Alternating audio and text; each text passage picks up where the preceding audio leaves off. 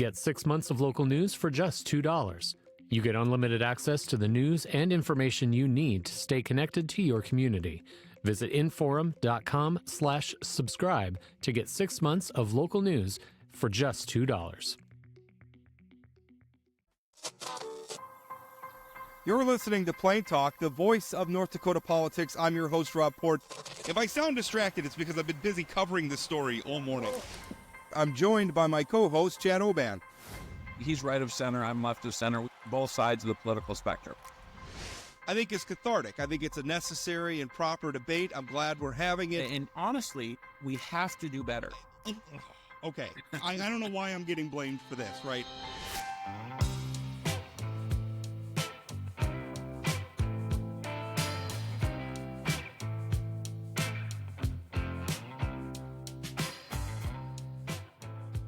Chad, the other day I got a notification. So to communicate with my kids at school, I have to download an app to get messages from the students, messages from the teachers, I should say, messages from the administration, snow day, PTA meeting, stuff like that. So I have an app.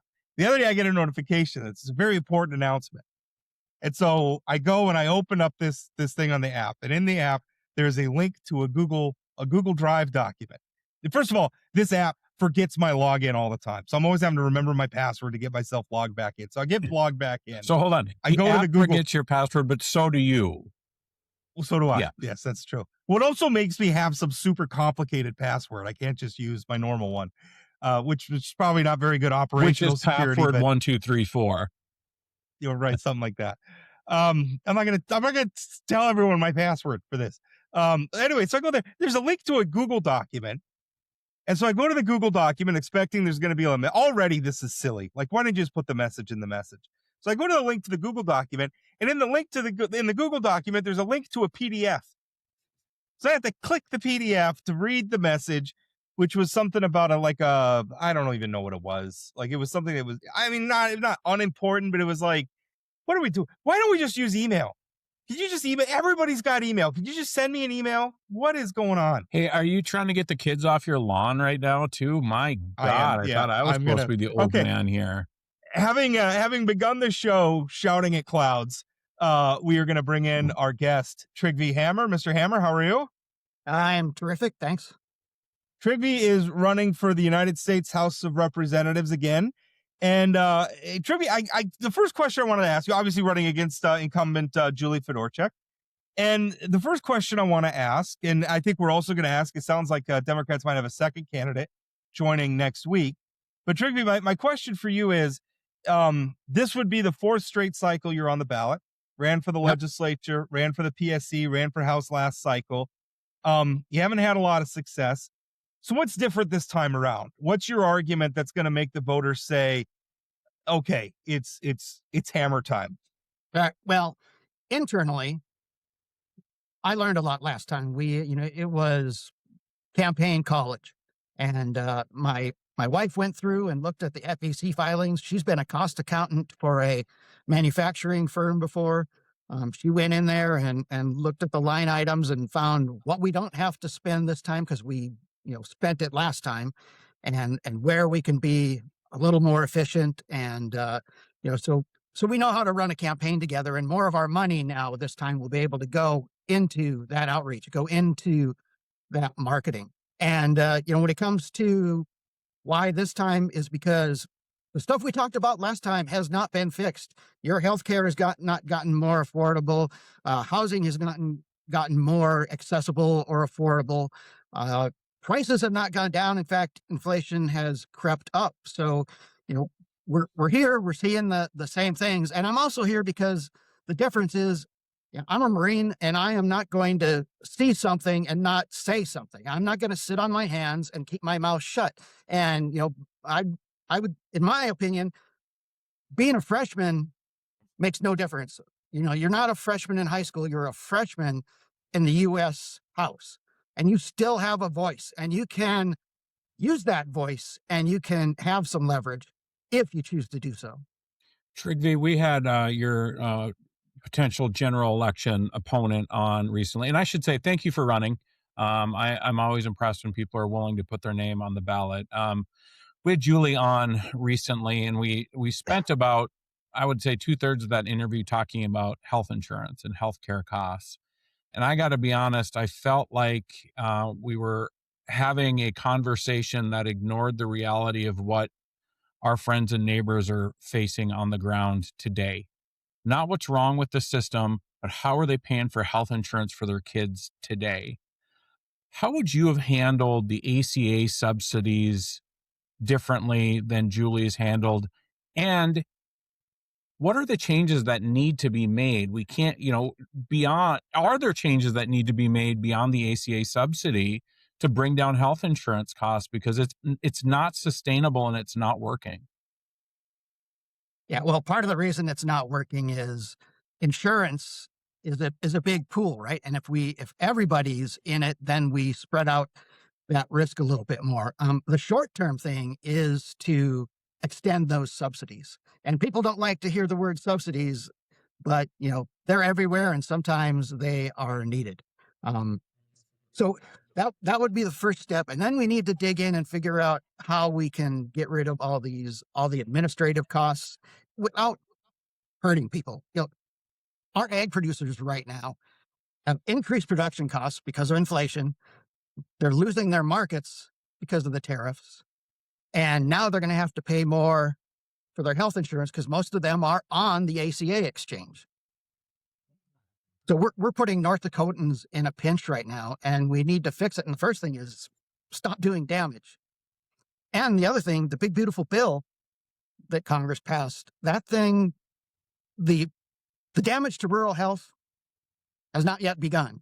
That a lot of that stuff doesn't kick in until after the midterm elections. But already we see one rural North Dakota hospital that needed a bailout or a low interest loan from the Bank of North Dakota via the state legislature.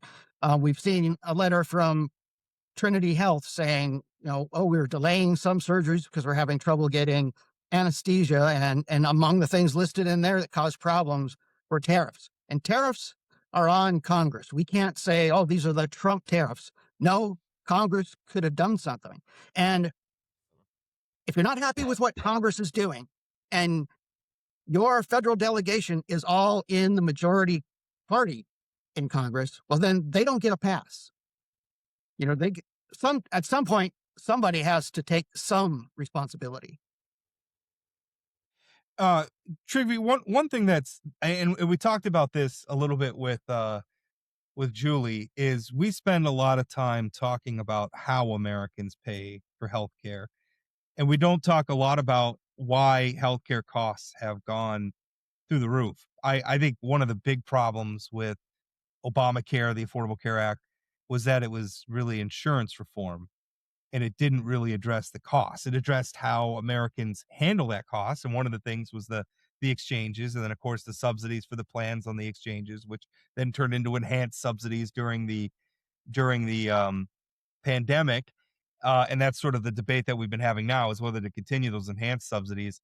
So, I mean, one, do you agree? I don't see that subsidizing plans on the healthcare exchange is a long-term solution. I think the prices there are becoming the price for the taxpayers for that is becoming as untenable as the price of insurance just for businesses and individuals in general. So, do you think that's a long-term solution? Do you agree that it's not a long-term solution? I guess is the better question.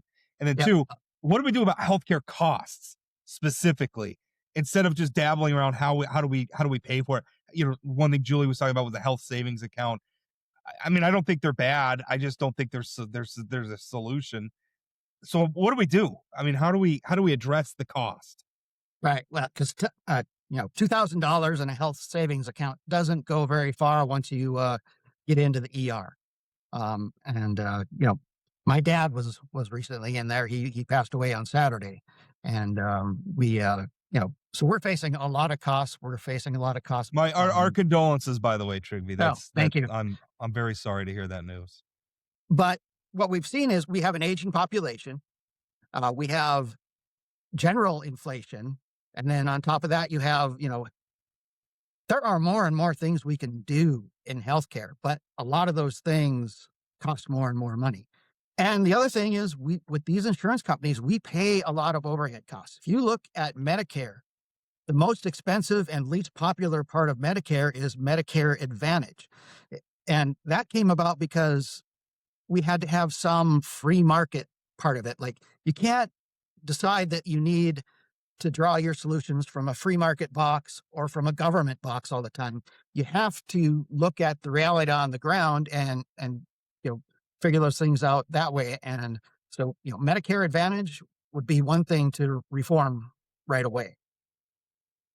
Trygve, shifting gears slightly, I've traditionally sort of given some level of a pass to our congressional delegation to not come out swinging against things that the president does because of the political reality on the ground, that the voters really still support this guy. But I got to tell you, watching what's happening with ICE in Minneapolis and our delegation's response to that, or lack of response to that, I'm tiring of giving them a pass on things. And I will tell you, on Sunday, Representative Fedorchak put out a statement after the second murder, for my opinion, murder of protesters in Minneapolis, and she compared it to DAPL, and said that North Dakota handled it much better, and sort of laid blame on the feet of Minnesota officials.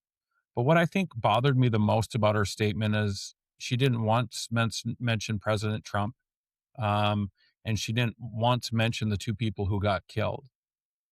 So I guess my question for you is, I agree with her. We need to calm down the rhetoric.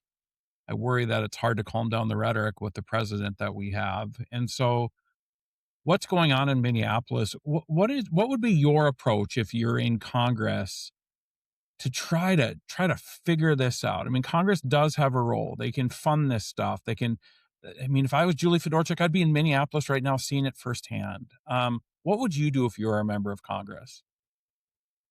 Well, we've started to see kind of this cooling off in Minneapolis. And that is because Senate Democrats are saying, yep, we are willing to shut down the government over this. If our federal delegation came out and said that, can you imagine the impact that would have? That we have Republicans saying, yeah, we are not going to fund anything until you do this better. And I have some experience in these kind of operations that ICE is doing. When we were in Iraq, we just did not treat people the way that I see ICE treating people on the streets of Minneapolis. And the first thing I see when I see those videos is just unprofessionalism. They are not acting like law enforcement professionals. They I said in my my most recent newsletter that, the Proud Boys stood back and stood by, and now they're ICE agents. That's what it looks like in those videos. And it's just completely unprofessional. And when we were in Iraq, we were very courteous to people, not only because that's the kind of people we are. We were just nice people. Most people are. But also because it made things go a lot better. We got a lot less pushback on everything because we didn't announce we were coming into your neighborhood. We didn't march in there like we were ready to, kick everybody's butt. We came in and we did what we had to do, and we got out. And this thing was rolled out basically as we are going to occupy Minneapolis, Minnesota. We're going to go into this blue city. So that already sets the tone. And you cannot expect people to just sit back and say, oh, there's a lot of these people who said, I need my gun because of, to protect from tyranny. And now those same people are saying, well, you should comply. And the other thing is Kristi Noem, in my opinion, she's got to go. Two people killed in Minneapolis, and she had almost immediate statements on both of them. And both of those statements were completely false. They were instant characterizations. And so Calm Voices, that starts with her. If you remember, after Charlie Kirk got shot, like Elon Musk said, the left is the party of murder. Well, there's no party called the left, but, and J.D. Vance and Donald Trump, all those statements all the way down, there was no call then for calmer voices.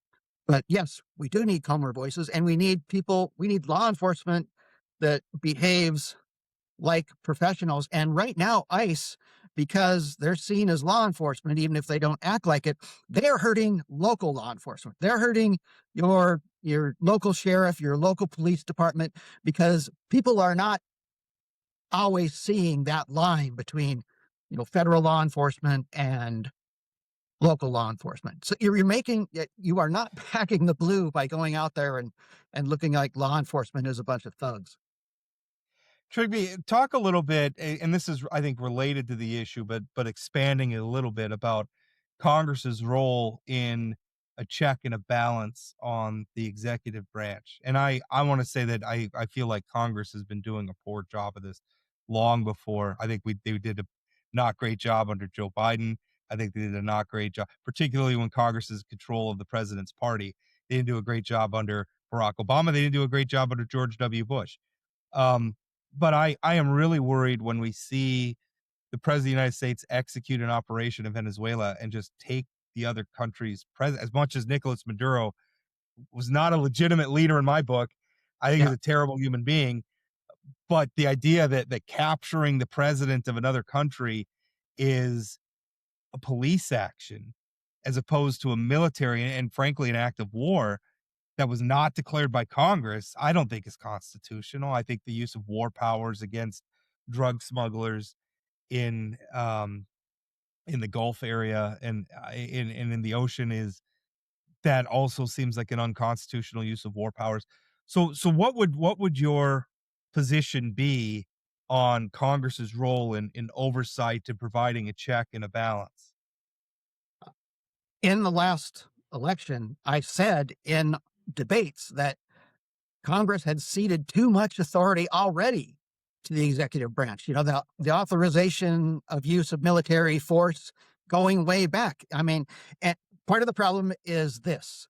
No one wants to be that senator or congressman who says, don't do this military operation. I'm cutting money from the military, because then when they go back and they're running for re-election, they're going to get hit with that, right? They're worried that that's going to be the thing that doesn't get them back there. But they're not there just to keep their seats. They're there to make it work the way it's supposed to work. And Congress has to take back that authority. They've got to take back that authority for declaration of war, use of military force. Excuse me. And also for tariffs. It's the Constitution grants the Congress the power to levy tariffs.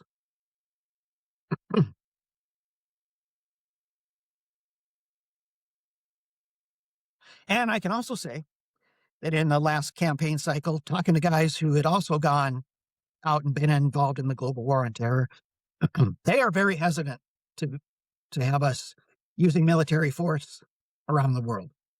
They felt like, and like I did, that we overextended ourselves, that we were there too long, we lost a lot of friends, and we want a country that's going to be careful about going into other countries and doing these things and risking American lives. Trygve, you've worked up in the oil patch and as a roughneck. We saw some reports over the last couple of weeks that Harold Hamm is slowing things down up there. Obviously, that's somewhat of a concern for North Dakota's economy, but also I think one of the things that's great about pumping all the oil in North Dakota, it's a national security issue. Do you have concerns that and I know people in the industry have not connected Venezuela to the price of to why we're not pumping here, but do you have concerns about that? I do. We're seeing kind of what we saw in 2018. At that time, President Trump urged the Saudis to pump more. And then he gave the Iranians a pass on the sanctions for their oil to get out. So oil prices went down and we saw pumping in the Bakken go down because of that. And we're seeing it now also in the Permian Basin down in Texas too. So it's here and there pumping this light sweet crude, and our refineries on the Gulf Coast, they're made to refine heavy crude, and it's not a simple operation to you can't just change one valve for another and change some temperatures and voila, it's different. So what we have now is, so we're going to have less drilling. The oil price will keep those companies or other companies from building refineries for that oil because it's not worth the cost. And eventually Saudi Arabia and OPEC is going to slow down production, and then oil prices are going to go back up and start hurting everybody else's pocketbooks again. It's a global market. And Venezuelan oil is that heavy crude. And I'm also concerned that we've had Venezuelan oil sold to a big Trump campaign contributor, and the money's in a Qatari bank. I don't understand why it's not in the U.S. Treasury. I don't know what's going on with that. Trygve, you're going to be running an election. You're going to be campaigning in a state where I just saw some polling not that long ago, where at least among Republican leaning voters in our state, President Trump's approval rating still like 90% among that demographic. Statewide across the entire electorate, it wouldn't surprise me. And I know other polls have shown, his approval ratings like in the 60s, 70, even close to 70, depending on which poll you look at. So this is a state that's still very pro. Now, granted, all these polls were before some of the things in Minnesota, but I mean, the state's still very, very pro-Trump. I think everybody on this call sees some very deep problems. We might differ quite a bit in what our solutions would be and where we would take the policy, but we all see some real problems with the status quo. I don't know that the average North Dakota voter does, though. How do you reach them? How do you turn their head on these issues? Our federal delegation, by being that check and balance, would make Trump a better president. They would make his presidency better and would make this a better nation. If they would stand up, if they would say there will be consequences if you keep going down this path that hurts North Dakotans. And we've seen that now when the Senate's saying we'll do another shutdown. And when they did the shutdown, the earlier shutdown, what happened then was it caused people to pay attention to what was happening with their premiums on the health market. And that attention is what made the difference, not so much just the government being shut down, but the voter attention that it drew. Trygve, another question. There's it looks like we may be getting, and he hasn't, when I called him, I caught a rumor. It sure sounds like he's in. And when I talked to Vern, he didn't have a comment, which I would think if he's not announcing a campaign, he would tell me, what the heck are you talking about? I'm not running. So Vern Thompson, former state lawmaker, I'm expecting will be in this race against you. And just wondering, do you have any thoughts? Have you talked to Vern? What are your feelings about that, running a competitive? And we haven't seen many competitive primaries for Democrats in a long time. So, what are your thoughts on that? Getting a competition from your own side. Yeah, well, I think what's going to happen in that, it won't be so much a primary battle as it'll be we'll go down and each try to get the party's endorsement. And I have talked to Vern. I've talked to him several times in the past few weeks, and because I knew he was thinking about getting into it, and we're kind of looking at the same thing.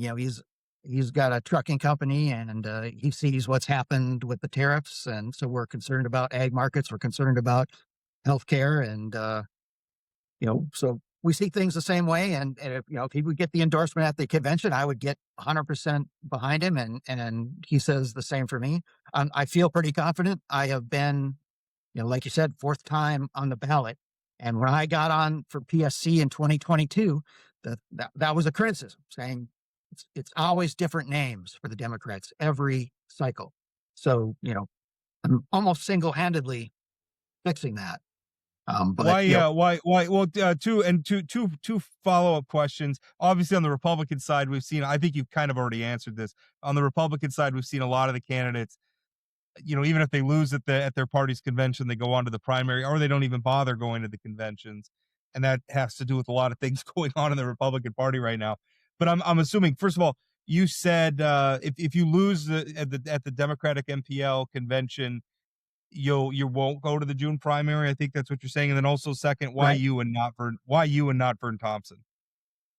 Well, from the delegate at the convention point of view, I'm the guy who's been to all the districts, done all the things, supported district candidates, supported other organizations like Surf Valley Dems, like the D6 Women, I've even when I'm not running for office, I've been doing that stuff, helping recruit candidates and all that. So, I think people see that I've made a lot of connections. Everybody around all the Democrats in the state know me. So, I'm pretty confident going into the convention. So Trygve, just one follow-up, like the question about not going to the primary, and I mean this sincerely because I don't really know how I feel about it.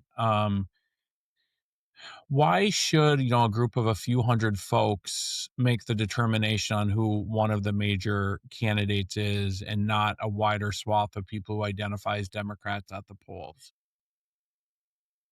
Well, I think in this case is because we're going to have a lot of people show up at the convention, and they are going to be the people who are really engaged, and we're not going to have those folks that just show up and vote in the election or in the primary.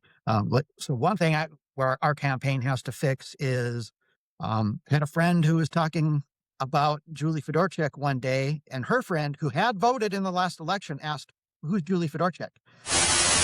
She voted. She's gone in and she voted for Julie Fedorchak, but she did not know who she was. There's a lot of that out there. I talked to a guy in Wilton when I was knocking doors, asked him who he voted for in the primary. This was in the last cycle.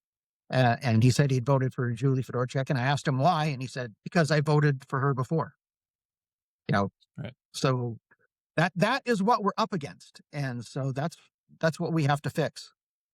Have to get known, and people have to know us. And in some ways they have to know her. Trygve, thanks for your time. Thanks, Trygve. Thank you. Hey, Plain Talk listeners, have something to say? Call or text Plain Talk with your questions, comments, or headlines you want us to cover. Just dial 701-587-3141. Leave us your message or shoot us a text with your name and location, and you could be featured on an upcoming show. Hi, my name is Ashley, and I am in Jamestown. Hey, Rob and Chad. My name's Tony. I live in Grand Forks. That's 701-587-3141. Call us, text us, vent, praise. We want you in the conversation. Thanks for being part of the show. Now let's get back to today's episode.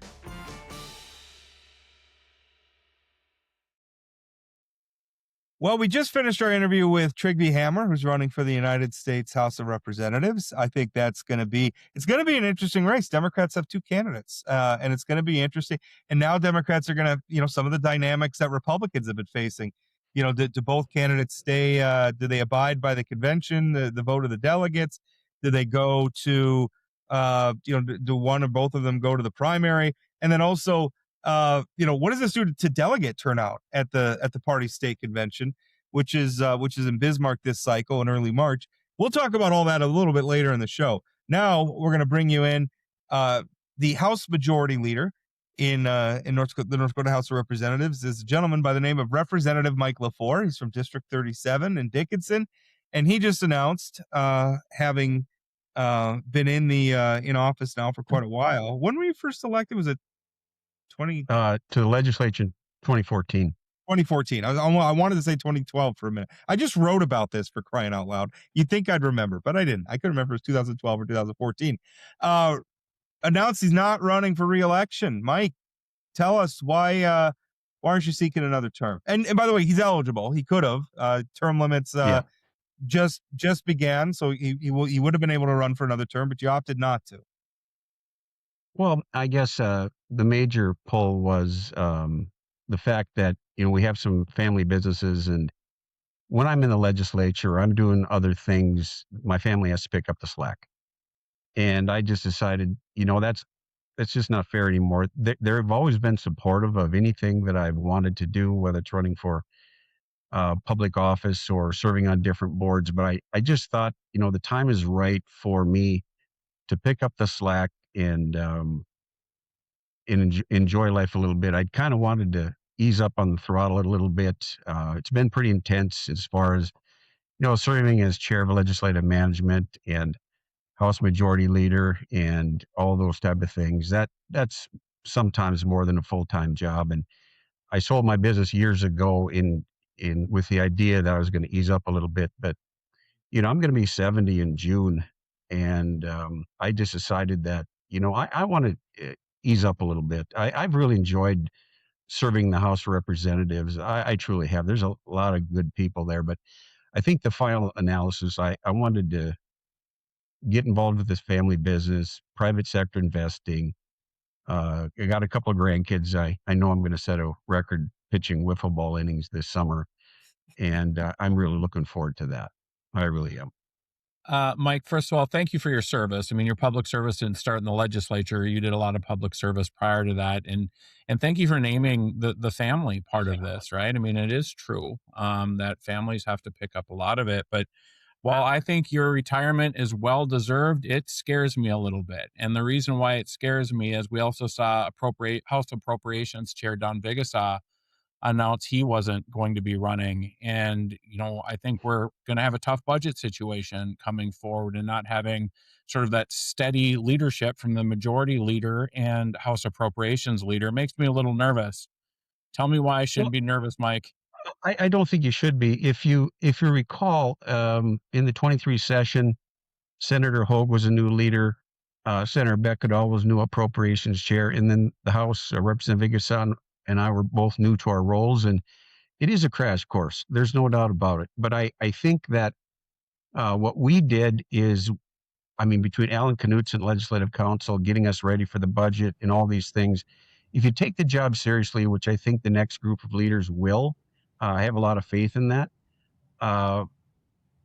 There is a huge learning curve. I admit that, but if you start to do the job a couple, 3 months ahead of time to start looking into things, and there's a lot of legislators, House members that have been there for quite some time. Most of the meetings that I had, I always included the Speaker of the House and the Assistant Leader. So they're very well versed on what's going on and how the decisions were made. And I think that Senator Hogue and Senator Beckedahl were really, really good to work with in formulating our decisions. And so they're still there. Well, Senator Beckedahl is up for re-election, but I have every confidence that he's going to be reelected. So I don't think that the concern should be there that it won't get done. There's a lot of talent in the House of Representatives. A lot of people have been there for many years, and even some of them who've been there for a term or two are very bright people that have performed very well in their interim committees and in their committees. You spent a lot of your time as majority leader. I think that I suspect, I don't want to put words in your mouth, but I suspect that when you got elected, you thought you were going to be very focused on policy and maybe not doing as much human resources at times. Because we've certainly seen some incidents. I'm thinking of Representative Nico Rios and his arrest for DUI and some of his other antics. A lot of times, kind of playing referee with some of the things said on the floor and trying to keep the House of Representatives on the tracks. And I know you certainly had some help from other leadership, including minority leadership, but was that part of it? Because from the outside looking in, I've covered the legislature for a long time now, and there are some things going on that we just didn't see before that I think that if we went back to versions of ourselves from back then, we would say that's crazy. That would never happen. And yet it's happening now. Talk about that a little bit. You've been in office and then been in a leadership position at what I perceive as a time of transition in politics into something that I'm not sure is very good. Well, I'll tell you that when I ran for leader the first time, I think I literally talked to every House member and I took notes. What should our agenda be? What are we looking at? How can we advance good public policy? And that's something that I really focused a lot of my time and energy on, making sure that I don't care, the factions in our party and so forth. I listen to everybody. If somebody came into my office with an idea, a concept, I listened and I gave them the best advice that I possibly could.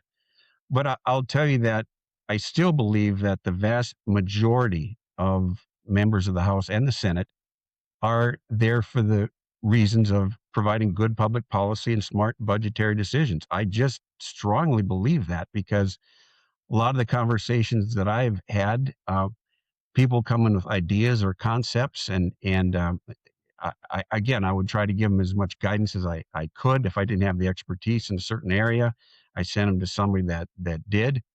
But when I got the job, Chet Pollert said, Mike, it's kind of like running an adult daycare center. And he said there'll be times where you love the job and hate the job all within 9 seconds of each other. And he was absolutely right.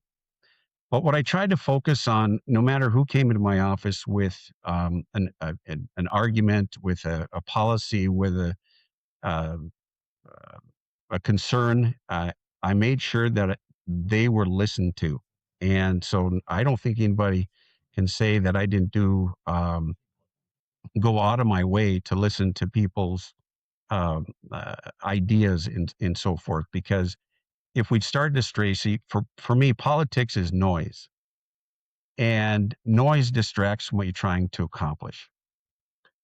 And I would, at our caucus meeting, say, let's focus on what we're here for. And we had an agenda in 23, an agenda in 25, and just about all of those came to fruition without fail. I can list quite a few of them that, so if we look at what has actually been accomplished versus the noise, and you stay focused on the policy component, although the noise gets involved once in a while, sometimes you need to address it, sometimes you ignore it, but you try to work with House members and to say, let's stay focused on what we're here for. We're only here for a limited amount of time, and especially with term limits coming up, they're gonna be there even less. So that's where the focus really has to be sharp, and in future years, it's gonna have to even be sharper. Representative Lefor, Rob mentioned two of your accomplishments in his article today. One, property tax reform. One, changing the pension system over. I will tell you, I really like one of those and really hate one of them. And that's okay, right? But are there Right. other things that when you look back over your 12, 13 years as a member of the legislature that you're really proud of, things delivering for Dickinson or other sort of things like that? Absolutely. And it's actually easy how policy can come together. We talked about animal agriculture. So I'm semi-retired, so I sit in my office and read. I read a lot, and I noticed that animal agriculture in North Dakota were woefully lacking in that area. We're great with grains and so forth. So I picked up the phone. I called Paul Thomas. I said, Paul, what are we going to do about this? And we started to engage other people. We started, then Farmers Union, Farm Bureau, and so forth, all got involved to loosen the restrictions on corporate farming. And now, as a result, the last that I know of, there's going to be about 40,000 head of dairy through Riverview Dairy moving to North Dakota. That's just one example. And I would tell you that um, state women's prison, state hospital, uh, the building at Mayville State University, huge. I mean, some of those buildings were just, quite frankly, an embarrassment to the state of North Dakota. So I'm really proud of those things. And also, I had to think, the natural gas pipeline is going to be a very big deal. I don't think people maybe realize how important that's going to be, because now you're going to take natural gas, which in some cases we're flaring it and providing it to moving it throughout the state. And that's going to be big in artificial intelligence and a whole lot of other things. I am pretty proud of that, because that we bought that capacity, and I think at the end of the day we'll wind up spending very little on that project, because they're gonna buy there's gonna have customers lined up to buy that. We've already got people from Grand Forks wanting to put a tributary toward Grand Forks in that, so there's not gonna be a lack of people that wanting to buy that. The cash management bill, I brought that forward, and there's the state of North Dakota has a lot of cash sitting on our checking account, and we're breaking it down to the short term. What's liquid? What do the agencies need, let's say, in the next few months? What do the agencies need midterm, and what could be invested long term? So I think that's going to wind up being a huge increase in revenue to the state of North Dakota. And I think what Representative Toman did with Doge is going to be huge. It's not like what Elon Musk does at all. It's a model by which we're developing to say if we've invested dollars in a certain area, what is the effectiveness of that program? Measuring effectiveness, measuring outcomes to have make sure that the dollars are well spent. And if not, then we need to look at cutting or reducing or spending those particular areas. But um, I think career and tech academies. I mean, we invested a lot of money in career tech academies in Dickinson. Senator Warner came into my office in 2019. I'll never forget. He said, "We've got to get a career and tech academy in Dickinson." So we formed a group to get it going. We had a few breaks here and there with buying the Halliburton complex for $6 million. Now there's 1,000 students in there. That's statewide. The 13 different career and tech academies. That's huge for workforce. So there, I could go on, but I mean, those are some of the things that come to the top of my mind that I'm pretty proud of results that have taken place. And in the career and tech academies and seeing all the different young people excited about what they're pursuing as a job, as a career, and they don't have to go to college. And so that excites me when I see that happen. Mike, well, we've mentioned term limits a couple of times. I think a lot of people, and I'm one of them, are very concerned about. I think North Dakota has. I'm not a believer that there's a small number of people that can hold these jobs in the legislature and do a good job at them and be diligent or whatever you and I might think of. We might differ on, policy agendas or whatever. That's just democracy. I think North Dakota has a lot of smart, good-hearted people to serve. I think the problem is that pool gets a lot narrower when it's the sort of, the people are willing to subject themselves to a campaign, which can be difficult and arduous. And now we have term limits coming up where even the people who run that gauntlet and get in and do a good job, the amount of time that they're going to have to serve is going to be significantly curtailed from what it was. So I'm worried about talent pools in public service right now, particularly in the legislature, because that's the term limits. It applies to the legislature and the governor. That's it. I'm less worried about the governors. Most of them stick to 2 terms anyway. But the legislature is kind of the place. I'm very, very concerned about that. What can we do as a state to make sure that we have a steady crop of good candidates, good-hearted, smart, diligent, curious people to take those positions? Well, you kind of hit right into the wheelhouse of where I think my next step is going to be, and that is, Senator Warner started in Dickinson the Center for Civic Engagement. And I can tell you that you're not the only one who feels that way. I've had conversations with people across the state that want to engage people to not necessarily just the legislature, but to run for park board and city commission and county commission and school boards, and give them the when you put your name on a ballot. I remember the first time I was 28 or 29, and the confidence level was near zero. But I had some friends encourage me to do it, and I said, sure, I'll do it. And surprisingly, that first time, I was surprised that I won, to be quite frank with you. And but I remember thinking it would be nice to have had a mentor. It would have been nice to have somebody encouraging and saying, this is what good public policy looks like. So that's what I'd like to do, engage people across the state to get involved. And because, again, for myself, I came up through our park board. I was briefly on our city commission. I was appointed and served on different boards, and get people involved, not necessarily in always just in public office, but in the different boards and commissions across a community. So I think that's where I'm going to, spend more of my time in trying to develop that, because I share your concern. I'll tell you, I was elected leader in my 5th session, which I think is, if you look at the history of majority leaders, that's fairly new. It's usually more sessions than that. And I'll tell you that if I didn't have a lot of gray hair around me, I would have struggled. Just to have the people around me that have the experience, that have been there for 20 years, 25 years, and Representative Vigasaw, you alluded to him earlier. What an amazing man.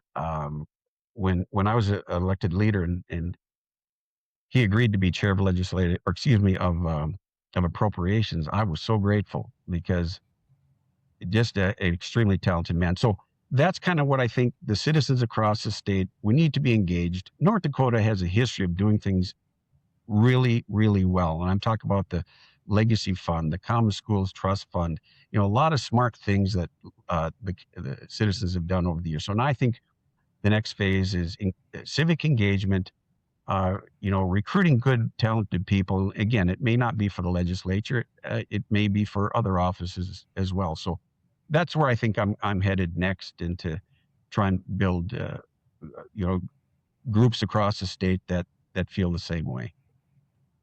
Hey, Mike, one of the things when I think about term limits and how it affects the legislature is we really need freshmen to hit the ground running once they get here. So mentorship is a big deal. You'd mentioned that you were a leader by your 5th session. When you came to Bismarck, were there any legislators who sort of helped you out and helped you figure out how to be an effective, good legislator like you become? Well, thank you. Yes, my mentor was John Vigasaw. So when you are assigned when you're a freshman, you're assigned a mentor, and I couldn't have gotten a better one than Representative Vigasaw, because when there was a bill on the floor and they're dividing a bill or they're doing some things that I may have been seeing for the first time, he would call me and he'd say, "Okay, Mike, this is what we're doing. If you vote yes, this is what this means. If you vote no, then it does that." So he would explain things to me, certainly not tell me how to vote or anything, but he would be very good in that. So I think the mentorship is going to take on a heightened responsibility. I've mentored a few legislators during my time, and I always took that role very, very seriously. Legislative council, we're adding to the staff. We're trying to provide institutional memory digitally and putting together a history, for example, the Common Schools Trust Fund, of a Legacy Fund, and maybe have tutorials with all those things. So there's a lot of those things that are under development as we speak, but that's going to take time to develop as well.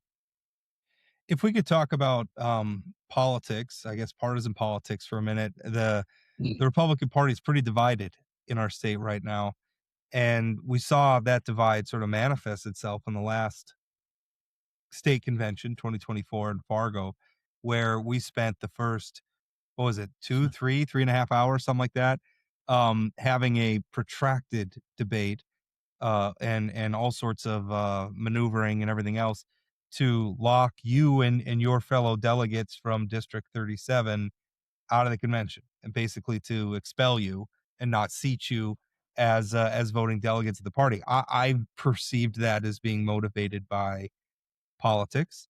I don't think I think the complaints about your process in selecting the delegates was bogus. I don't think it made any sense. I think District 37 selected its delegates just fine and in accordance with the rules. So I think that looked like a political attack. So I guess as somebody who's been in the middle of that at times, what does the future of this party look like? I mean, how do Republicans get themselves unified again? Well, what does the future look like? I think it's going to be like this for a while, unfortunately. And I will say to the comment about District 37, I was at that meeting and there was absolutely nothing done wrong. Absolutely nothing. Yeah. And the people that were complaining were seated delegates at the state convention. You can't make this stuff up. And so there wasn't anybody from District 37 who wanted to be a delegate to the state convention that was not able to go. So that was pure politics. There's no doubt. I have, over the course of how many years, engaged people of whatever faction or whatever part of the Republican Party you are, treat them with respect, have a cup of coffee with them, have lunch with them, discuss things. The best way that we're going to go forward, or hopefully go forward, is by having conversations. But to the extent that I've been successful in some cases in talking to people, and I know that some of them voted for me for majority leader. So there have been some successes, but there's also some that quite frankly, I think are tone deaf and aren't willing to engage in conversation. And there's not a lot I can do about that. But so I think this is going to go on for a while. But I do think that the incumbents who are running for election on a statewide basis, I think they're going to all win. I don't think I don't know if some of these people are going to go to the convention or not. I truthfully don't know the answer to that. But I think with the job that the incumbents have done, I think people in North Dakota are happy with what's gone on, and so I feel that everybody has to go out and work, and like you said, I know of Trygve Hammer impressive young man. There's no question. But I don't know that the convention is going to play that big of a role in who gets elected in 2026. Mike, speaking of District 37, obviously you retiring opens up a seat there. I think you have your convention next week. Are there candidates lined up ready to announce? Can you spill the beans at all on who's going to be running? I can't spill beans. I'll let them spill their own beans. But yeah, there is some people that are likely to run. But I think you'll see that. I think in the next day or two. How about candidates for Majority Leader? When do you expect we'll start to hear those? I mean, obviously there's rumors. I don't know. I focused so much on the special session. I really haven't had many conversations. I know that I would tell you that Speaker Weiss is likely interested. I've not engaged anybody else in a discussion as to who might replace me at this point. What do we've seen? I really like the reform to term limits that the legislature put on the ballot. Now we're seeing some lawsuits get filed. I don't know what to make of those entirely yet. But one thing that I really liked about it is it gave some flexibility where instead of saying, well, you can only serve 8 years in the House, and then if you want to continue in the legislature, you have to move over to the Senate or vice versa. I like that it said the current amendment basically caps it at 16 years in the legislature, 8 in each chamber. You can serve it just says you can serve all of those 16 years in one chamber if you want to. I really like that. I feel like that's a good way to set some institutional knowledge in, because otherwise, I mean, we're going to have people who are in their second term having to be majority leader or assistant majority leader or what have you. So I mean, what are your odds? Do you think that measure is going to pass? I hope it does, but I'm a little. Well, I don't know. I don't know what the voters are going to make of it. Well, first we have to get past the lawsuit, right? And that is to change the Constitution. As you well know, you need 4 justices. So if the vote's 3-2, basically the legislature wins the lawsuit. And I understand the provision that was in the term limits that says the legislature can't bring anything to counteract this, or I don't know the exact wording.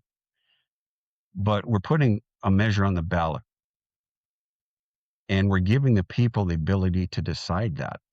That's their call. But so if it goes through the Supreme Court and it's allowed to put on the ballot, I would like to make a strong argument, and I'm likely to try and do that, to say, to the point that you just made, in the future, a majority leader could be there in his 4th session or her 4th session or his or her third session. And that's a really tough lift, especially if you don't have a lot of people around you that have a lot of experience. The legislative process is more complex than I think people realize. There's a lot of moving parts.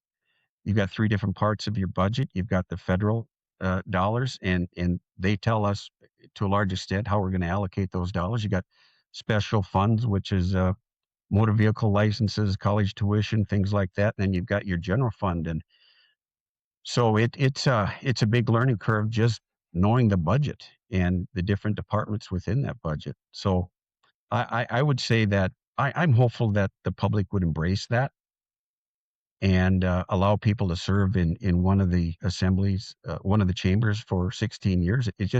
it makes it a lot better. Well, I'm really interested in seeing what the courts do with that provision, because there's a provision in the term limits that basically says the legislature is not allowed to amend this amendment, which I think is a little specious because the legislature can't amend the Constitution. The legislature Correct. can propose amendments, but Right. the only I guess entity that can amend North Dakota's Constitution are the voters.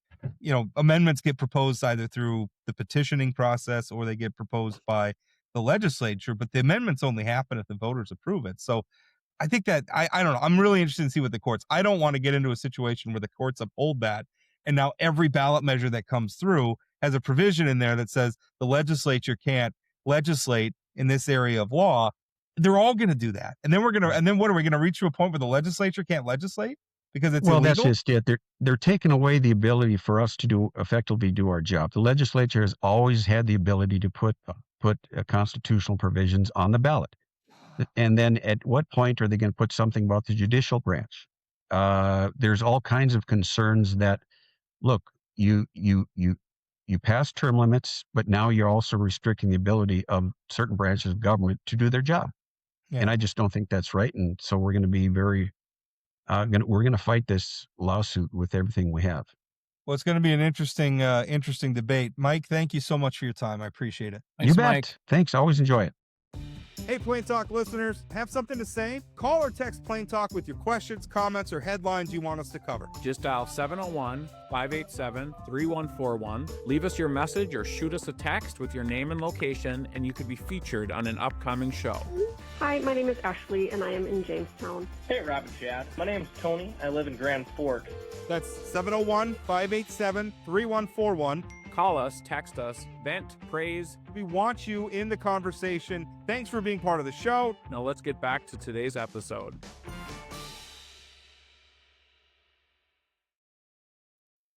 Welcome back. Just finished up our interviews with Trygve Hammer and House Majority Leader Mike Lefor. And Chad, first of all, let's talk about that U.S. House race. I think it's a really, really good sign for Democrats to have two candidates in that race. I think just the symbolism of it, what it shows is that a party that's frankly been kind of on the mat for a while, seen some more enthusiasm. I mean, you're going to have a competitive race. I mean, this is a party that, for a while there was like trying to find people at the convention, like as they're ready to vote on the endorsement, they're like drafting people off the floor to get them to run. I watched that happen in Minot. Mark Haugen basically got drafted overnight, to run a U.S. House campaign. Now you have candidates that are announcing early. They've been campaigning for a while. I think Trygve Hammer's points about, having a consistent name out there, I think that makes a lot of sense. Although, frankly, I think it'll make whoever emerges from the process the victor. I think, Trygve Hammer, Vern Thompson, whoever emerges is going to be a better candidate for a little bit of competition, a little bit of sharpening the knives. This is what Democrats needed in North Dakota. It's a good sign for them. Yeah, I think it's good. I mean, let's be clear. They're probably still going to be trying to find candidates for other offices at the convention, not just this one. I didn't say winter was over for them. Yeah. No, I think it's a good thing. I'm glad Trygve's running. I hope that the news that about Vern announcing next week is good as it happens, because I do think that's good for competitive balance. I think he's announcing. I mean, when I call up and I'm like, "Hey, Vern, I heard you're running," he's like, "Oh, I got no comment." Yeah. Ask me if I'm running for Congress. That's not. I'm not running. That's not. I'm not running for Congress, Rob. Ask me if I'm running for Congress, Chad. Oh, absolutely not. That's how a person who's not running for Congress responds to that. I have had people ask me occasionally if I'd ever considered running for office. First of all, how the hell would I do that with my day job? Second of all, I always give them the Tecumseh Sherman-esque statement. William Tecumseh Sherman, the Sherman-esque statement, where if nominated, I will not run. If elected, I will not serve. Yeah. Yes, beautiful. But no, I do think it's good for Democrats. I actually disagree with Trygve, and it sounds like Vern might be in the same place about ending the race at the convention. I think they should go the primary. I mean, I think agree. You should have momentum of two people out there. And even if it's just holding the Congresswoman to account of her votes and what's happening, having two folks out there doing it, I think that's good for creating balance in the state. Well, I think also for maybe creating some enthusiasm, creating some headlines. for Democrats that were active and were having a competition. Pushing that all the way to June, I think, is healthy for the party. And also, I mean, I think if there's anything that the NDGOP and sort of the faction and everything that's happened there, I don't know that it's a healthy thing. Maybe it was in a different era of politics, but in the here and now, I don't think it's a healthy thing to have your candidates picked by small rooms of activists. Yeah. Whether it's a couple of thousand people at an NDGOP convention or maybe a few hundred people at a Democratic-NPL convention, however many people they get in that room, it's a good event to have. Don't get me wrong, and it can create enthusiasm and it can create connections with activists and it can raise some money. I think the convention's absolutely worth it from that perspective. But to have it be the deciding voice in who your candidate is, I don't think it's going to endorse the best candidates. I don't think that's the best way. And just imagine if between April and June, you've got two candidates who are maybe doing joint appearances all over the state, debating each other and being on the headlines and like constantly being out there, what that would mean for Democrats moving forward. And it would drive Fedorchak crazy. I mean, well, I suppose she's got her race against Balaz as well. But I think that if you've got two people out there who are just saying, this is what Fedorchak's done wrong, this is what I would do, that's the kind of messaging that Democrats need. And by having a competitive race through June, and by the way, I'm just spitballing this. I actually haven't thought about this until this point, but I think that would be good to create, again, a balance and accountability in our political system. Yeah, I mean, that's my first blush at it too. And also remember, this is the only race at the top of the ballot. Yep. This is it. There's no governor's race. There's no U.S. Senate race. It's just the House race this time. And then obviously the other down ballot statewide executive branch offices, attorney general and whatnot. But I mean, this is the top of the ballot race. This is the one that's going to get a lot. I mean, this is sort of the moment for Democrats to make some noise. And I don't sense that Trygve, when I said that the convention's not the best way to pick the best candidates, really, I think I'm more familiar with Trygve than I am with Vern. His political career, his active part of public service and elected office anyway, kind of came before my writing career kicked off. So I know him by reputation, but I don't know him that well. But I mean, I don't want to imply that one of these candidates is bad and the other's super good. I think Democrats have two viable candidates here. Well, and I like the idea of, so you've got Trygve, who's a former educator, former roughneck. You've got Vern, who owns a trucking company now and drives truck every single day. Very blue collar. They're both folks of faith. I mean, I like the idea of them going out and maybe showing a little different vision for what folks think Democrats are in this country. Like, again, I think it's upside for the Democrat Party, whoever wins the nomination. You need to create momentum. Does it create enough momentum where all of a sudden you got more people who want to run for the legislature and get out to vote for the legislature? I think that this is the kind of thing that creates momentum. The Democrats need that. They need signs of life. They need to show that they have a heartbeat. And I also don't perceive, like, the other fear of having a primary is that it's super toxic and it turns people off. With these two candidates, I don't think you have that risk. No, it's not going to be toxic. It's going to be competitive. And it should be, and it might get a little sporty at times because these things have a tendency to, but I think this would be a very, very healthy thing for the Democratic Party. Yeah, and listen, it's not going to turn into Rick Becker, allegedly sending out text messages saying Julie Fedorchak dropped out of the race. It's not going to turn into that kind of stuff. Yeah, I agree. And so I do think it's good. And again, knowing both of them, they're both really good guys. Community folks. I mean, it's not a bad thing for Democrats. And I say this, I had about my perception is that I probably will like Vern. He seems like a nice guy. I know I like Trygve Hammer. I've spent a lot of time talking to him over the years. I'm still not a Democrat. I'm still not. That being said, a competitive Democratic Party will make the North Dakota Republican Party better. I think a lot of the problems that to the extent that we're seeing some people get elected as Republicans who maybe don't have any business in public service, to the extent that Republicans have maybe been indulging in some of their most extreme impulses, I think comes from the fact that it hasn't been competitive in a long time. Most of the people serving in the legislature have not really faced a competitive race. Right. Some of them have. Most of them haven't. A lot of the statewide, and we have good statewide. I mean, we have a lot of smart, diligent people there. I think they'd all be better with some competition and maybe a little bit of fear that I could lose at the ballot box. And so you had if mentioned that you talked to Vern and you like Trygve and you're still not a Democrat. I just want to say, as a way of transition, I'm not a Republican, and I really like Mike Lefor. And I am a little bummed that he's retiring. I know he said there's lots of good people there, but the reality is, I think that we're in for some interesting times in the state legislature with our budget, and having he and Vegas gone, and we're all replaceable, right? No matter what our jobs are. Sure. But that is some even-handed leadership that the legislature is going to miss. A lot of experience. People, I think, who are governing. I just want to pause for a moment, and I'm not teasing Chad here at all, but just at how divided and partisan everything is right now.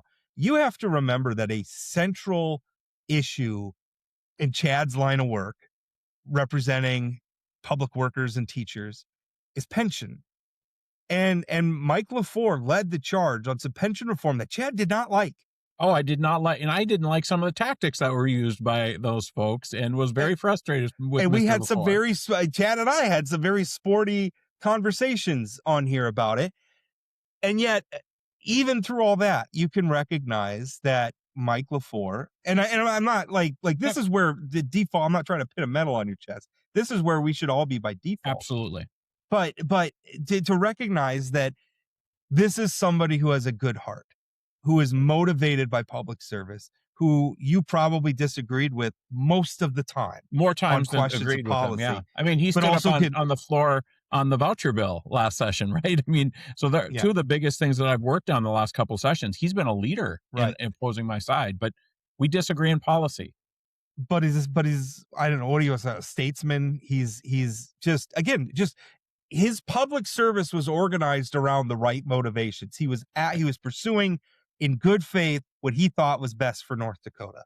Yeah, I can respect the hell out of that. And I've tried to make it a habit when we have candidates on here to thank them for running, because I do think that's important. I mean, it sort of goes to your point about with term limits and the talent pool.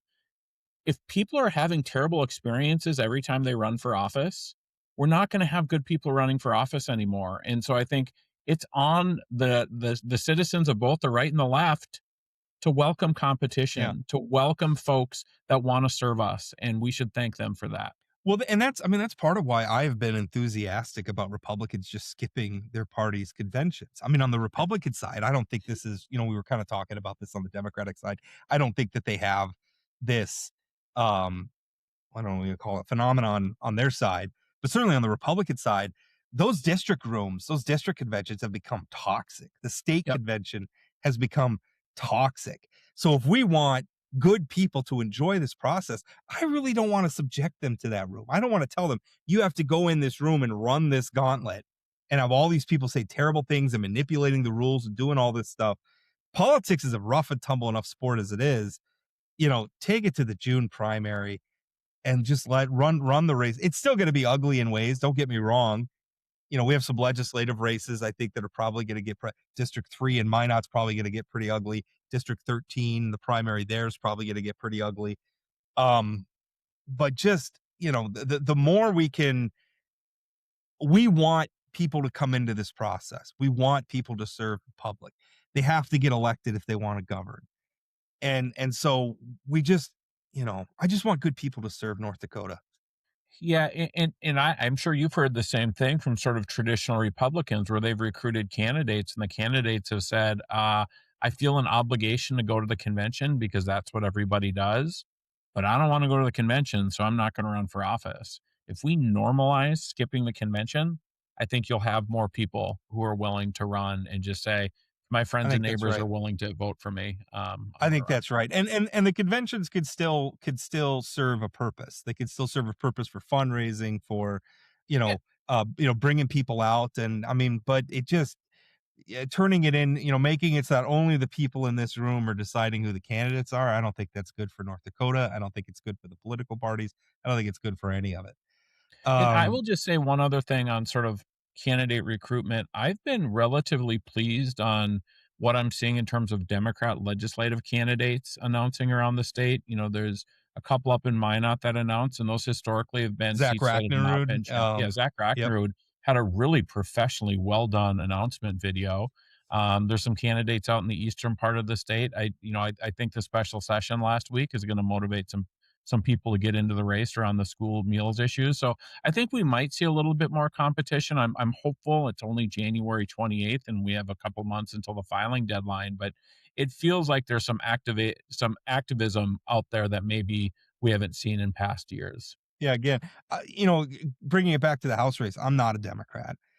Also, setting aside my personal preferences, and I like Julie Fedorchak a lot. She drives me nuts a little bit in the Trump era, and that I wish she would stand up to some of that. But for the most part, she's voting the way I want her to vote. I would like to see, again, more pushback against Trump. But overall, she's satisfying to me. That being said, I am happy to see good-hearted people like Vern Thompson and Trygve Hammer get into that race in all these legislative races. Even if I'm happy to see somebody like Zach Rachnerud happens to be in my district. I am probably not going to vote for Zach Rachnerud. I am very, very happy to see him get in that race because, again, I think he's good-hearted. I think he's going to make the incumbents work for it, and that's as it should be. Yeah. So, that's a good thing. You brought up the special session. We should talk a little bit. Meal bill failed, and it was very, very close. One vote flips, that passes. Yep. A lot of blowback on social media, and a lot of lawmakers very active in explaining their positions. I had to call them up today, a Wednesday. My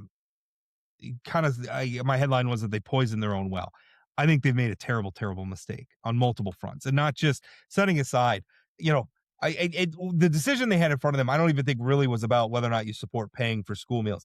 That's going to happen. That ballot measure is going to go forward. You missed an opportunity to keep it out of the state constitution as mandated spending. You missed an opportunity, by the way, to demonstrate to the public that the legislature is responsive to you and that maybe we can support some reforms to the initiated measure process, like a single subject rule or raising the threshold for constitutional amendments to 60%. Especially now where we're going to have a food fight over term limits, which was enacted at the ballot. Like the legislature had an opportunity to get outside of this reputation, particularly on social issues. And I think school lunches, you could probably say, are kind of a social issue, where they just seem to be out of touch with the priorities of the public. They just didn't do it. So I think that the legislature was given a lifeline to save themselves, and they chose to not take the lifeline. I also think it wasn't just the fact. I mean, you've made the point that the majority of legislators voted for it, and that's true. Right. I think people are slamming the legislature. Right. Narrow down. Look at how people voted, because most of them who serve in the legislature voted yes. It just so happened there were enough no votes in the Senate to kill it. I'll just be a little partisan for a second. 100% of Democrats voted for it. Less than half of the senators. Although it was a Republican bill, and far more Republicans voted for it than Democrats. Listen, Mike Nathy deserves a huge amount of credit in getting those sponsors on. I am sure. I haven't talked to him about it specifically, but I know he's gotten blowback from colleagues for about sure. bringing it, and I'm glad he did. And I will tell you, the legislature voting it down was really not smart. It wasn't pragmatic. It wasn't thoughtful. But then some of the crap that they said on the floor, I mean, it's like they were trying to pass the constitutional measure. I mean, all they did during the special session was, I think, assure even more that this thing is going to pass. I've been joking that the campaign's going to get 60,000 signatures. That's how worked up people are. Rob, I looked at I think it's a KVLY story where there was 10,000 responses to it. And only like 15 of those were against universal meals. I've gotten text messages from people relatives I've had to block on social media because they're so far right, who are saying, what in the world is wrong with this legislature? This isn't a blue-red issue that, like, Kelly's... Well, again, I was just going to bring up Kelly's poll. Yeah, that was a Republican sample. That was a very Trumpy, very Republican. By the way, most of the respondents, like 75% of the respondents to the poll, don't have school-age children. So you're Yeah. talking about people who aren't going to directly benefit, who are very, very right, far right of center, who are very, very supportive of Donald Trump. And 65% of them, or whatever the number was in that ballpark, said they support this. I just want to, this is an anecdote from Robin Nelson, who is the chairwoman of the Together for School Meals. They're the sponsoring committee for the school meals ballot measure. She texted me this on Tuesday. She said, and this was after I wish I could have included this in my column, but my deadline was Monday. She said, our team needed to upgrade our Zoom subscription due to tonight's ballot signature gathering training. Over 130 registered so far. I mean, some of the people I think in the legislature were operating under the assumption that this thing maybe won't make it to the ballot or maybe won't get voted on. You are kidding yourselves. I don't know what bubble you're living in. Yeah. If there are very few issues that unite Americans or North Dakotans right now, this seems to be one of them where most of the public is united in favor of this. That was one of my favorite pushbacks during the legislative session. They're not going to get the signatures, and that this policy was some kind of end round by the campaign who thought they were going to lose. This is Mike Nathy being pragmatic here. That's what my this is understanding about. is a lot of the people that supported it didn't like this, didn't trust that the legislature was doing it, didn't want them to do it because they want their ballot measure to pass. But you know what else didn't help with that? Is all the legislators who are saying we have to pass this thing so we can remove it later on.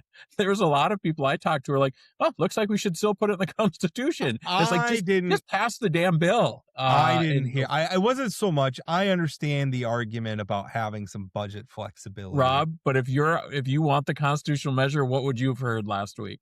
I would have heard that they want to mess around with it later on.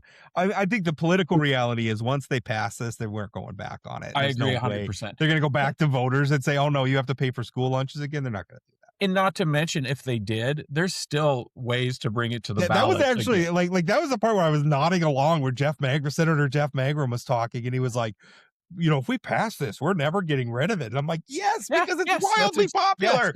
Yes, because people like it. But to your point about this, the 60% threshold, I mean, I think I've told you, like, I've always been against changing that. I've always been. But this year I was a little more like, you know, I've spent a lot of time and treasure trying to defeat some pretty stupid constitutional measures.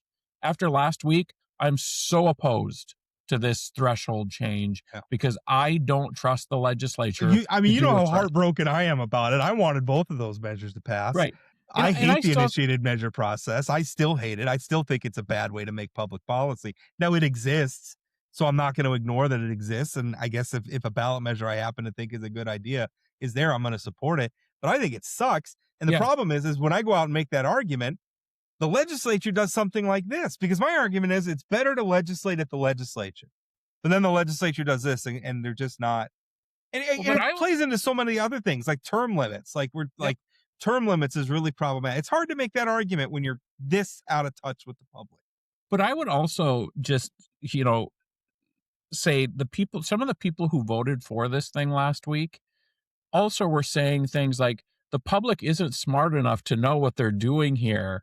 That also doesn't make the legislature look like they're in touch with what the people want. I mean, you talk about the voters being stupid all the time. The people who are elected by the voters should not say that. No, they need somebody like me to tell the uncomfortable truth, which is that the electorate is often short-sighted and often easily manipulated and fickle. That's reality. I mean, there's a reason why America is not just a direct democracy where we're just having up or down popular votes on every issue. We don't do that because we recognize there is danger in that sort of direct democracy. But we can both agree this is the perfect example of why we need direct democracy. And maybe not constitutional, maybe this could have been in statute, but this is the perfect example. You've had 3 sessions now, 4 bills, and that they've chosen not to pass what I believe the people overwhelmingly want. And again, don't read the Facebook comments, but read the Facebook comments. This isn't some left-wing conspiracy of out-of-staters. These are your voters, Senator Murdahl, who want this thing. Well, that was Senator Murdahl in particular I mean, she stood and gave a very impassioned saying our Constitution standing naked on the street. I think that was the very uh graphic and the thing is, I agree with her. I Well, think but that our I didn't even Constitution know is the too vulnerable. Constitution normally wore clothes. I mean, that's the Well, thing that was confusing to me. okay, smart ass. I actually agree with her on that our Constitution is too vulnerable. But the problem is you just helped ensure that it's going to remain vulnerable by doing this. And by the way, do you want Yana Myrdal has made a career, and I respect her for this, even if I don't necessarily agree with her on every policy. She has made a career. She has been passionate about the pro-life issue. It is the cornerstone of her political career. She just made it so that eventually, when our progressive friends figure out that if they want abortion to be a right, they're going to have to write the law, and they put an abortion constitutional amendment on the ballot, and it's coming. Not this cycle; it's too late, but it's coming. We're going to have something like that one day. It's not going to. It's from her perspective, it's only going to need 50% of the vote, 50 plus 1% of the vote. You know, she had an opportunity to maybe ensure that push that threshold up to 60%. And by the way, I think even for amending, for abortion, I think it should be 60%. I think we need something better than a bare, simple majority sometimes when we make some of these very weighty, very consequential decisions. I like the idea of building more consensus, but again, it's hard to make those arguments. And it's the same thing. The Ethics Commission, look at how many bites at the apple they had at just implementing some better reporting, better campaign finance regulations, better conflict of interest regulations. You had an opportunity, legislature, multiple sessions, and then we got it at the ballot box. And what did we get is a very flawed piece of law. And I understand why the voters voted for it, because there was certainly a perception that we needed that the legislature, but again, they passed up the opportunity, and now they're living with bad law that's in our state constitution. Now, I'm going to defend the legislature for a second. Okay. One thing that sort of was compelling to me last week. Hold on to my hat here. Yeah, when somebody did stand up and say, we were told the same thing about recreational marijuana, that we had to pass recreational marijuana in the legislature. Else was that Judy Lee? Was that Senator Lee? I can't remember who said it. I think it was her. But it was, and she voted for this bill, the school meals bill. But it was sort of like, yeah, that is sort of true, that there is the possibility that maybe they don't understand where the public is on an issue.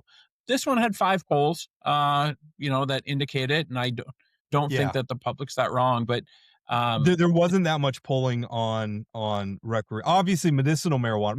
I mean, it depends on which marijuana one you're talking about. Yeah. They had bites at the apple for medicinal marijuana, and then the voters came in and again passed flawed policy, right, that had to figure out how to implement. That was bad. You had an opportunity to do it at the legislature, and you didn't. Now, if you're talking about recreational marijuana, there was very little polling about that when it was before the legislature, and even the poll, as we've seen, North Dakotans are very, very split. Like, there was no clear consensus.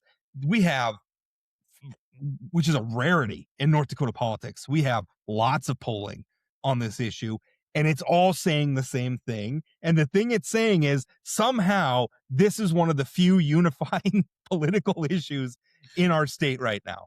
Well, and I think one of the other things that was interesting about last week is the folks that came out in support of the bill. I mean, it was North Dakota United, often seen as left of center, representing teachers, and then it was the private school industry and the Catholic Conference. Right. I mean, it was interesting, and we've been battled with those groups in the past, and there's some legislators who historically have said whatever the Catholic Conference wants, we're going to vote with them. Not on this one, but I like strange bedfellows. I like that part of legislating when you can work with people you don't usually work with. You'd think in this case it would have been a little more effective to get it done, but see you in November. Yeah, well, I mean, it's going to pass, and I'm going to vote for it. I mean, even despite, mostly because it's a fait accompli at this point. It's going to pass. I wish it wasn't going in the Constitution. I think we'll probably be able to live with it. I think it would have been better if we could have put it in statute, but I wish it didn't mention the legacy fund, even though it's not a mandate to come from the Right. legacy fund. It's just a Yeah. backstop. Those are two things I would change about it. But overall, I think this isn't the medicinal marijuana bill again. This isn't the ethics commission amendment again. It's pretty straightforward. I'm going to vote for it. I'm going to support it. Legislature, you had your chance to fix this and make it a better version, and you lost. I just want to comment really quick on the funding source. I've had attorneys say they could have just as well not named a source because the way it's written as the legacy fund being the backstop. I mean, it's basically they have the option to find the money anywhere. Yeah.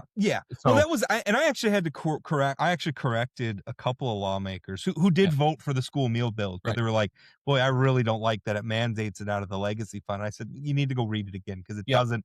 I don't like that it mentions it, Sure. but really, it's you can find the money anywhere. All they're saying is that if the legislature doesn't find any other source, then it will be the legacy fund. So basically, if the legislature, I guess, just fails to act, which they couldn't anyway if it's in the Constitution, but if they just failed to act, then it comes out of the legacy fund. But this, and I think that's one of the clarifying points. This isn't a fight between school lunches or property taxes because the school lunch money can come from somewhere else, not just legacy fund dollars.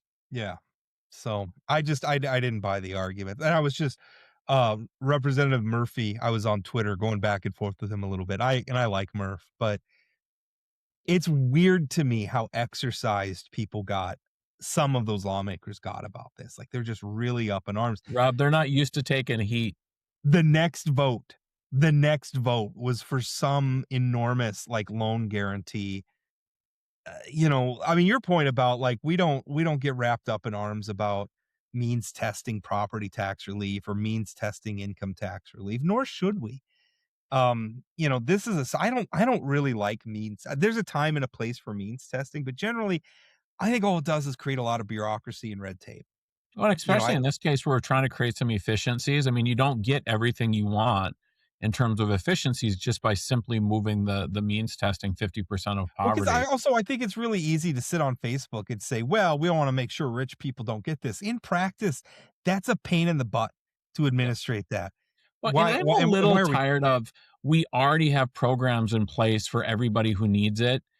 It's a family of four at $75,000 qualifies 72. for 72. 72. If you make 75, you don't qualify with a family of four. For a family of four. So let's stop this idea that the only people paying for lunch are people who are living in gated communities and driving a BMW, right? I mean, it's ridiculous. And then there's the fact that even if you're making $100,000 a year, but maybe somebody had a car accident or somebody got cancer, you don't qualify because your income didn't go down. But if your expenses went up, maybe you could use that help. I mean, we don't means test the damn highway. Right. We don't sit down and say, well, you make $100,000 a year, so you got to pay a toll to drive down Highway 83 or something. We don't do that. Should we start putting a user fee on rich kids who go to public schools for the books that they use? Yeah, I don't know. I mean, it's ridiculous. Why have we chosen that lunch is the thing that we have a user fee and there's got to be a means testing, but not the other things? I wish I knew. All right, we're going to put a pin in it there. Thank you so much for listening. As always, if you want to call or text us, 701-587-3141, we might include you on the show. plaintalknd.com if you want. That just goes to our YouTube page where you can see all sorts of clips. We really cut up the show to make it a little more accessible. I know maybe not everybody wants to listen to the full hour long or whatever it is show. Especially this one's like an hour and a half, for God's sakes. Yeah. You think anybody's listening? I think so. Yeah. We actually have our retention numbers all the way to the end are pretty good. It's just because I listen to it on a loop, Rob. Is that what you do? Just have it set on YouTube? Okay. Yeah. Maybe you should help us out a little bit. But yeah, YouTube's a great place to go. We have clips, highlights from the show. We break up the commentary and the interviews and everything. So a lot of different ways. You can always find Plain Talk on all the different platforms, Spotify, Apple Podcasts. Apple Podcasts been blowing up lately. The video version on Apple Podcasts, lots of people apparently loving that, according to the downloads. Anyway, thank you so much. They want this in high def, man. They wanted it. That was the problem. Is you and me in high def a little too blurry before. Two chubby political nerds in high def is what the people wanted. right? Seems like it. It's the only possible explanation. All right. Thank you so much for listening. We'll talk again. That's it for today on Plain Talk, the voice of North Dakota politics. Plain Talk is a production of Forum Communications Company. Got a question, comment, or suggestion? Leave us a voicemail or send us a text message at 701-587-3141. That's 701-587-3141. If you haven't subscribed to Plain Talk yet, you can find us on YouTube or your favorite podcast platform like Spotify or Apple Podcasts. For those of you who are already hooked, give us a rating or review. And don't forget to share or tell a friend. Special thanks to my co-host Chad Oban, and from myself and everyone at Plain Talk, thanks for listening.